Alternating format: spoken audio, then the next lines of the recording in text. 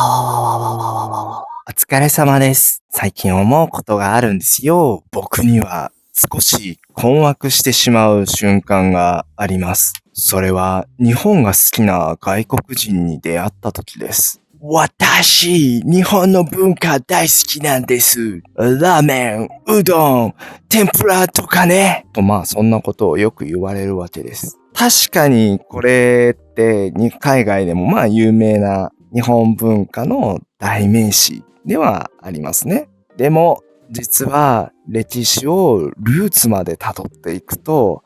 海外から伝わってきて日本で独自に進化させた食べ物であることが多いです。例えば天ぷらです。起源は16世紀にポルトガル人から伝わった南蛮料理にあります。語源はポルトガル語で調味料を意味するテンペーロ、またはカトリックの祭日を意味するテンポラスが由来しています。これらの言葉が組み合わさって言葉が天ぷらになったという説が有名ですね。この他にもラーメンがあります。起源は中国の中華麺、タンメンが明治時代以降に日本に伝わってきて、日本の食文化に合わせて独自に進化したものです。うどんも実は日本発祥ではありません。起源は奈良時代から鎌倉時代にかけて、遣唐使、留学僧が、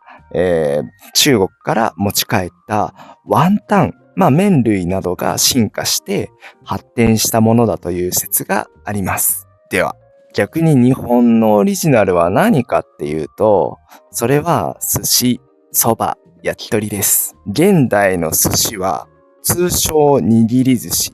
江戸前寿司と呼ばれているものです。太古の昔、東南アジアや中国に魚を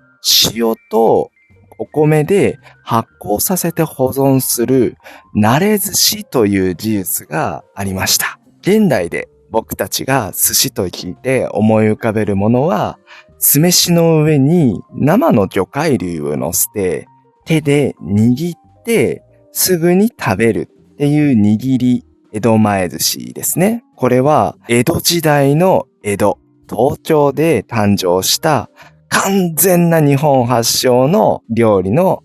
食文化ですね。そして蕎麦です。事実として植物の蕎麦自体は古代に中国の大陸方面から日本に伝わってきました。昔は蕎麦がゆとか蕎麦餅として食べられていました。蕎麦粉を練って薄く伸ばして細く切って茹でて出汁の効いたつゆにつけてすする、いわゆる蕎麦切りという調理方法とか食べ方っていうのは江戸時代の初期に日本で独自に考案されて発展されていったものなんです。続いて焼き鳥です。鶏肉を焼くっていう調理方法自体は世界中にあるんですけど、一口大に切った鶏肉や内臓を竹の串に刺してタレや塩をつけて炭火で香ばしく焼いて部位ごとの味っていうのを楽しむっていうそのスタイルと文化っていうのは江戸時代、明治、大正期にかけて日本で発展していって完成したものです。日本文化のね、面白いところって、海外のね、いいものをたくさん取り入れていって、自分たちの好みとか暮らしに合わせてアレンジしてしまうっていうところにあります。僕たちね、結構ね、味にうるさいですし、それなりにわがままだし、